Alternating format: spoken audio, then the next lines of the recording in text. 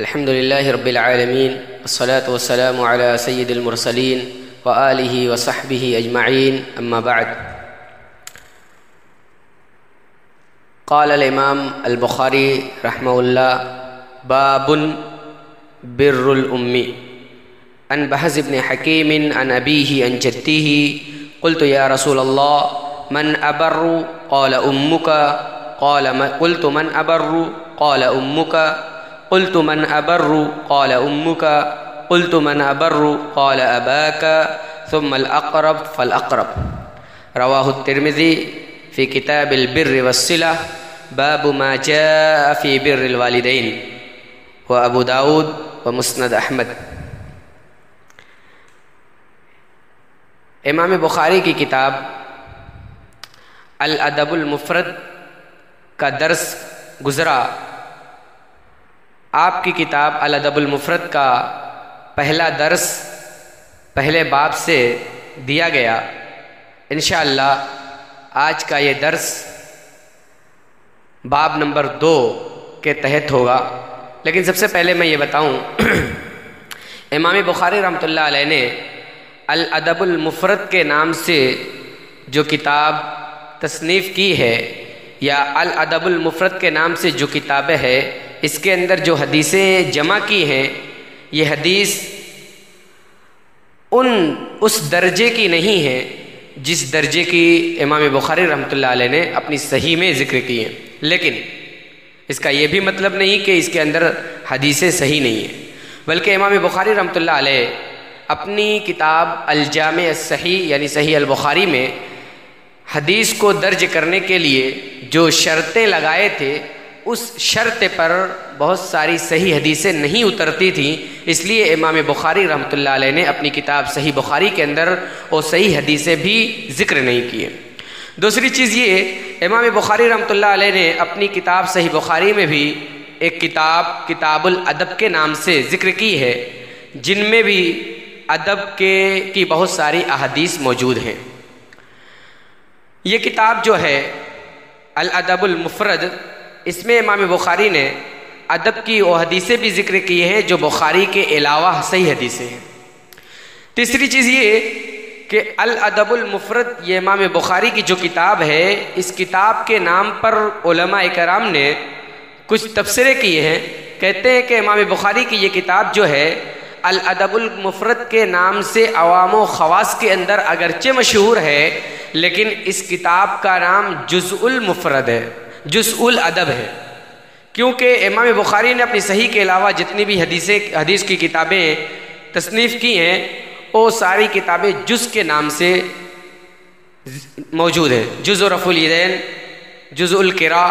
اسی طریقے سے یہ کتاب بھی جزء الادب ہے. یا اگر اس کا نام اس طرح سے رکھا جائے کہ الادب، کتاب الادب المفرد، اگر ہم کہیں کتاب الادب المفرد تو اس کا کوئی معنی ہی نہیں بنتا ہے. تو اس کا معنی یہ ہوگا کتاب الادبی المفرد، یعنی ایسی کتاب ادب کے تعلق سے جو ایک مستقل ہے. کیونکہ امام بخاری رحمۃ اللہ علیہ نے اپنی کتاب صحیح بخاری میں بھی کتاب الادب کے نام سے ایک کتاب قائم کی ہے. اسی لیے اس کتاب کا نام کتاب الادبی المفرد، یعنی ایسی کتاب ادب کے تعلق سے جو ایک مستقل رسالہ ہے. اسی کتاب کا ایک باب ہے بر الام، ماں کے ساتھ بھلائی، ماں کے ساتھ حسن سلوک کا بیان. امام بخاری رحمۃ اللہ علیہ اپنی سند سے اس کتاب میں حدیث ذکر کرتے ہیں.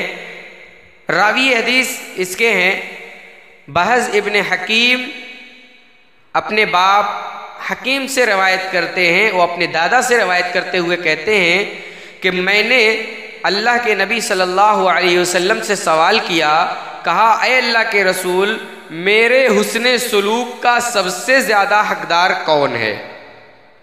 پیارے نبی صلی اللہ علیہ وسلم نے فرمایا امک، تمہاری ماں. پھر میں نے سوال کیا من ابر، اس کے بعد اے اللہ کے نبی کون ہے میرے حسن سلوک کا زیادہ حقدار؟ پیارے نبی صلی اللہ علیہ وسلم نے فرمایا پھر میں نے پوچھا کہ سب سے زیادہ میرے حسن سلوک کا حقدار کون ہے؟ آپ صلی اللہ علیہ وسلم نے ارشاد فرمایا امو کا۔ چوتھی مرتبہ پھر میں نے پوچھا ہے اللہ کے نبی قلت من ابر، میں نے پوچھا سب سے زیادہ میرے حسن سلوک کا حقدار کون ہے؟ آپ صلی اللہ علیہ وسلم نے فرمایا ثم اباکا، پھر تمہارے باپ، اور ثم الاقرب فالاقرب، پھر اس کے بعد جو جتنا قریبی ہے اتنا زیادہ حسن سلوک کا حقدار ہے۔ امام بخاری رحمۃ اللہ علیہ نے باب قائم کیا بر الام، ماں کے ساتھ حسن سلوک کا بیان۔ اس باب کے تحت جو حدیث ذکر کی ہے، اس حدیث میں اللہ کے نبی صلی اللہ علیہ وسلم نے 3 مرتبہ ماں کے حسن سلوک پر تاکید کی ہے، اور چوتھی مرتبہ سوال کرنے والے کے جواب میں آپ نے یہ بتایا کہ تمہارے باپ، پھر اس کے بعد جو رشتے میں جتنا قریبی ہے اتنا زیادہ حسن سلوک کا حقدار ہے۔ تو ہمارے اور آپ کے حسن سلوک کا سب سے زیادہ حقدار کون؟ ہماری ماں ہے۔ ہم اپنی ماں کے ساتھ اچھا سلوک کریں، ان کے ساتھ بہترین برتاؤ کریں، ان کے حق کو ادا کریں، ان کو تکلیف نہ دیں، ان کو اذیت نہ پہنچائیں، اور ان کو ہمیشہ سکھ اور خوش رکھنے کی کوشش کریں۔ اس حدیث کے اندر غور کریے تو آپ کو معلوم پڑے گا کہ صحابی رسول نے پوچھا اے اللہ کے نبی من ابر، میرے حسن سلوک کا سب سے زیادہ حقدار کون ہے؟ اس حدیث سے معلوم ہوتا ہے کہ صحابہ اکرام کتنے حریص تھے، کتنے لالچی تھے مراتب خیر کو جاننے کے لیے۔ خیر کے مراتب کیا ہے، خیر کیا ہے، بھلائی کیا ہے، نیکی کہاں سے حاصل کی جا سکتی ہے۔ کتنے حریص تھے، کتنے لالچی تھے، کتنی طمع تھی کہ ان کو کہ کسی طریقے سے خیر حاصل ہو جائے، بھلائی حاصل ہو جائے۔ اللہ کے نبی صلی اللہ علیہ وسلم نے کہا امو کا، تمہاری ماں۔ پھر صحابی نے پوچھا ثم من ابر، تمہاری میرے حسن سلوک کا حقدار کون ہے؟ اللہ کے نبی نے کہا تمہاری ماں۔ پھر پوچھا، پھر آپ نے کہا تمہاری ماں۔ اس حدیث کے اس ٹکڑے پر علامہ امام نووی رحمۃ اللہ علیہ جو مسلم شریف کے شارح ہیں وہ لکھتے ہیں وَسَبَبُ تَقْدِيمُ الْأُمِّ كَثْرَةُ تَعْبِيهَا عَلَيْهِ وشفقتها وخدمتها ومعاناة المشاق في حمله ثم وضعه ثم إرضاعه ثم تربيته وخدمته وتمريضه وغير ذلك۔ کہتے ہیں کہ اللہ کے نبی صلی اللہ علیہ وسلم نے جو 3 مرتبہ امو کا کہا، اس کا سبب یہ ہے کہ ماں تربیت اولاد میں جو مشقت جھیلتی ہے، جو تکلیف جھیلتی ہے، اور جو اس کی خدمت ہے، اور حمل کے حالت میں جو اس کو مشقت ہوتی ہے، اس کو حمل ساقط کرنے یا پیدائش کے وقت اس کو جو تکلیف ہوتی ہے، اور دودھ پلانے کے وقت جو تکلیف ہوتی ہے، ان ساری تکلیف کا خیال کرتے ہوئے پیارے نبی صلی اللہ علیہ وسلم نے 3 مرتبہ ماں کے حق کو بتایا ہے۔ حافظ ابن حجر رحمۃ اللہ علیہ اپنی کتاب فتح الباری کے اندر امام ابن بطال کا قول نقل کرتے ہوئے کہتے ہیں کہ حدیث کے اندر 3 مرتبہ ماں کے حق کا ذکر کیا گیا ہے، ماں کے ساتھ حسن سلوک کا ذکر کیا گیا ہے، اور باپ کے ساتھ 4تھی مرتبہ کہا گیا۔ اس کا مطلب یہ ہے کہ ماں جو ہے 3 مشقتیں ایسی جھیلتی ہیں جو باپ کو ان مشقتوں کا سامنا نہیں کرنا پڑتا، جن میں ماں منفرد ہے، ماں اکیلی ہے۔ حمل، سب سے پہلی چیز، حمل کی مشقت باپ برداشت نہیں کرتا، ماں کو برداشت کرنی پڑتی ہے۔ پیدائش کے وقت کی تکلیف باپ کو برداشت نہیں کرنی پڑتی، ماں کو برداشت کرنی پڑتی ہے۔ اور دودھ پلانا ماں کی ذمہ داری ہے، باپ کی ذمہ داری نہیں ہے۔ ماں دودھ پلاتی ہے، ماں کو دودھ پلاتے ہوئے جو تکلیف اور مشقت ہوتی ہے وہ ماں ہی برداشت کرتی ہے۔ اس لیے ان تینوں چیزوں میں ماں منفرد ہے۔ اور 4تھی چیز تربیت کا جو معاملہ آتا ہے، اس میں ماں اور باپ دونوں مشارک ہیں، دونوں ایک ساتھ شریک ہیں۔ اس لیے 4تھی مرتبہ میں اللہ کے نبی صلی اللہ علیہ وسلم نے باپ کا تذکرہ کیا، اور اس آیت کریمہ کی طرف اللہ رب العالمین نے جو قرآن کریم کے اندر سورہ لقمان میں آیت کریمہ ذکر کی ہے اس کی طرف اشارہ ہے۔ اس میں اللہ رب العالمین نے فرمایا وَوَصَّيْنَا الْإِنسَانَ بِوَالِدَيْهِ حُسْنًا حَمَلَتْهُ أُمُّهُ وَهْنًا عَلَى وَهْنٍ وَفِصَالُهُ فِي عَامَيْنِ أَنِ اشْكُرْ لِي۔ اللہ رب العالمین فرماتا ہے وَوَصَّيْنَا الْإِنسَانَ بِوَالِدَيْهِ، ہم نے وصیت کی ہے، ہم نے حکم دیا ہے کہ والدین کے ساتھ اس نے سلوک کیا جائے۔ حَمَلَتْهُ أُمُّهُ وَهْنًا عَلَى وَهْنٍ، اور ماں جو اپنے پیٹ میں بچے کو رکھتی ہے اس کو جو تکلیف ہوتی ہے اس کی حمل کے وقت اور وضع حمل کے وقت، وَفِصَالُهُ فِي عَامَيْنِ، اور 2 سال تک دودھ پلانے کی جو مدت ہے، 2 سال میں جو دودھ چھڑاتی ہے، اس کی جو تکلیف ہے، اس تکلیف کو دیکھ کر کے اللہ رب العالمین نے ماں کے ساتھ اس نے سلوک کرنے کا جو حکم دیا ہے 3 مرتبہ دیا ہے اس آیت کریمہ کی روشنی میں۔ تو اس کا یہ مطلب نہیں ہے کہ ماں کے ساتھ اس نے سلوک کیا جائے، باپ کے ساتھ ڈانٹ ڈپٹ کی جائے، باپ کے ساتھ برا سلوک کیا جائے، نہیں، باپ کے ساتھ اچھا سلوک کیا جائے گا۔ باپ کا جو حق ہے باپ کو اس کا حق دیا جائے گا۔ آگے باب ہے اسی کتاب کے اندر، باب بر الاب، باپ کے ساتھ اس نے سلوک کا بیان، میں بھی انشاءاللہ اس کو بیان کروں گا۔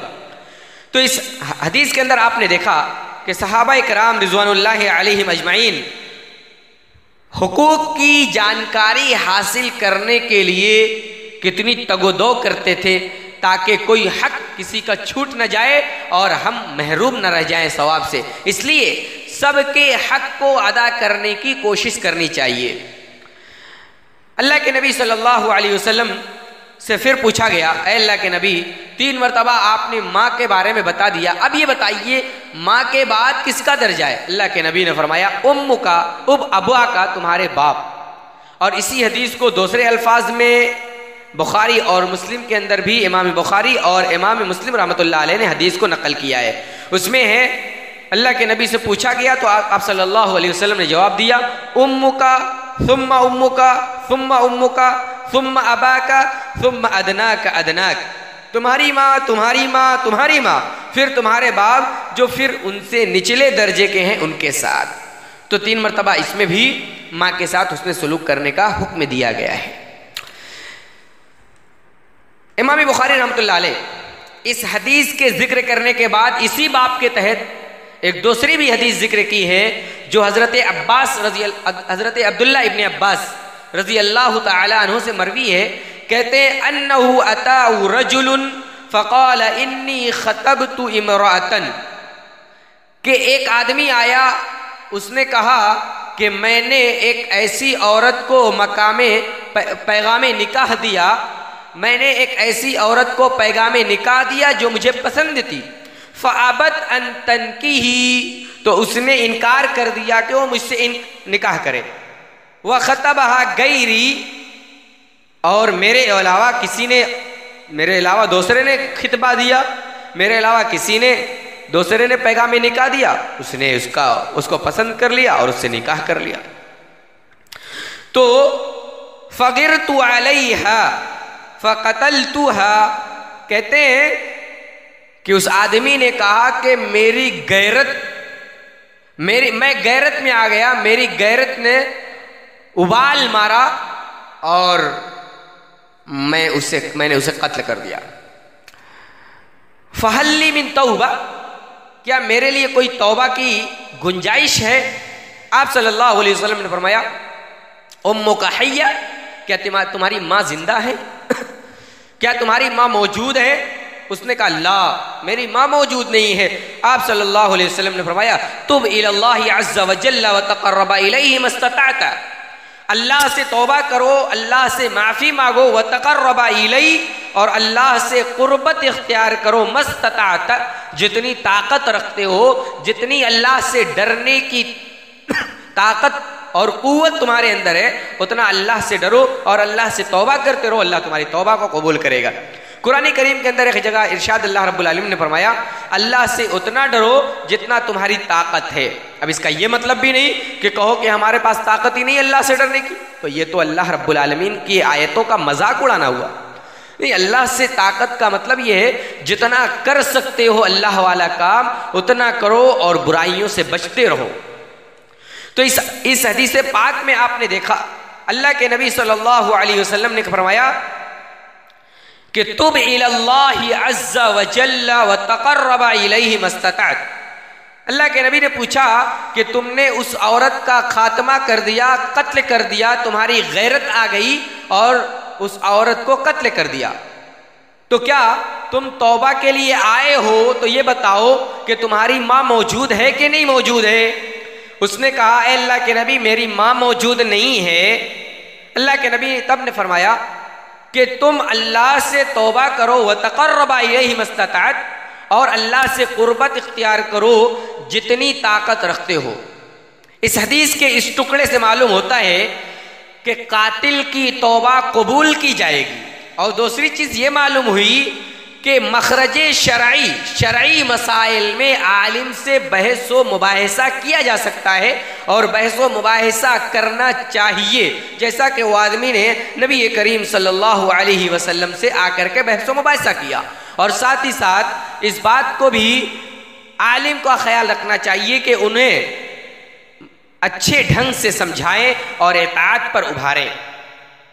آگے صحابی رسول کہتے ہیں کہ حضرت عطا ابن یسار جو موجود تھے اس وقت وہاں، کہتے ہیں کہ میں حضرت عبداللہ ابن عباس کے پاس آیا اور ان سے سوال کیا اے حضرت عبداللہ ابن عباس یہ بتاؤ لما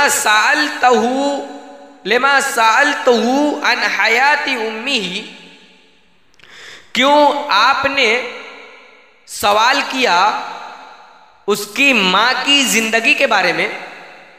تو آپ تو انہوں نے کہا انی لا اعلم عملا اقرب الی اللہ عز وجل من بر الوالدین، کہتے ہیں کہ میں کوئی ایسا عمل نہیں جانتا، میرے معلومات میں کوئی ایسا عمل نہیں ہے جو والدہ کے حسن سلوک سے زیادہ بہتر ہو، اور والدہ کے حسن سلوک سے زیادہ کوئی ایسا عمل اللہ سے قریب کر سکتا ہے۔ لا اعلم عملا اقرب الی اللہ عز وجل من بر الوالدین، میں کوئی ایسا عمل ہی نہیں جانتا جو اللہ سے زیادہ قریب کرے والدہ کے حسن سلوک کے علاوہ۔ تو والدہ کے ساتھ حسن سلوک کیا جائے، والدہ کے ساتھ حسن سلوک کرنا یہ ہمارے بڑے سے بڑے گناہ کا کفارہ بن سکتا ہے، بڑے سے بڑے گناہ کے معافی کا ذریعہ بن سکتا ہے۔ اور حضرت عطا ابن یسار جو صحابی رسول حضرت عبداللہ ابن عباس کے پاس آ کر کے سوال کرتے ہیں کیوں آپ نے ان کی ماں کے بارے میں سوال کیا؟ عطا ابن یسار کتنے حریص تھے کہ ماں کے بارے میں سوال کرنا یہ کوئی راز کا سبب ہے، کوئی راز اس کے اندر ضرور ہے، تب حضرت عبداللہ ابن عباس نے ان کی ماں کے بارے میں سوال کیا۔ تو آ کر کے پوچھنے لگے کہ کیوں ان کی ماں کے بارے میں سوال کیا، تو انہوں نے بتایا کہ ماں کے ساتھ حسن سلوک کرنا، ماں کے ساتھ اچھا برتاؤ کرنا یہ اللہ کے ہاں قربت کا ذریعہ ہے۔ تو یہ ہے امام بخاری رحمۃ اللہ علیہ نے جو دوسرا باب قائم کیا، بابو بر الام، ماں کے ساتھ حسن سلوک کا بیان۔ اسی سے متصل امام بخاری رحمۃ اللہ علیہ نے تیسرا باب بھی قائم کیا ہے، بابو بر الابی، باپ کے ساتھ حسن سلوک کا بیان۔ اس باب کے اندر بھی امام بخاری رحمۃ اللہ علیہ نے ابو ہریرہ کی وہ حدیث جس کے اندر اللہ کے نبی صلی اللہ علیہ وسلم سے پوچھا گیا کہ حسن سلوک کا سب سے زیادہ حقدار کون ہے، تو آپ صلی اللہ علیہ وسلم نے فرمایا امکا امکا امکا، تمہاری ماں تمہاری ماں تمہاری ماں۔ پھر پوچھا گیا چوتھی مرتبہ کہ میرے حسن سلوک کا حقدار کون ہے، تو آپ صلی اللہ علیہ وسلم نے فرمایا ابا کا، تمہارا باپ۔ یہ حدیث صحیح بخاری اور صحیح مسلم کے اندر ہے۔ تو اس حدیث سے بھی معلوم ہوا کہ باپ کے ساتھ حسن سلوک کیا جائے گا باپ کے ساتھ حسن سلوک کرنا بھی واجب ہے۔ اسی لیے امام بخاری رحمۃ اللہ علیہ نے باپ قائم کیا ہے، باب بر الابی، یعنی باپ کے ساتھ حسن سلوک کیا جائے۔ باپ کے ساتھ حسن سلوک کرنا بھی ضروری ہے، واجب ہے، ورنہ اگر باپ کے ساتھ حسن سلوک کرنا واجب نہ ہوتا تو امام بخاری رحمۃ اللہ علیہ اس باپ کو قائم کر کے یہ حدیث نہ لاتے اور یہ نہ بتاتے کہ باپ کے ساتھ بھی حسن سلوک کیا جائے گا۔ اور اس باپ کے تحت بھی امام بخاری رحمۃ اللہ علیہ نے ایک اور حدیث اسی معنی کی ذکر کی ہے۔ مزید تفصیل دیکھنے کے لیے آپ الادب المفرد یا جزء الادب کا مطالعہ کریں، ان میں ساری حدیثیں موجود ہیں۔ اللہ تعالی ہم سب کو ان حدیثوں کے مطابق عمل کرنے کی توفیق عطا فرما۔ السلام علیکم ورحمۃ اللہ۔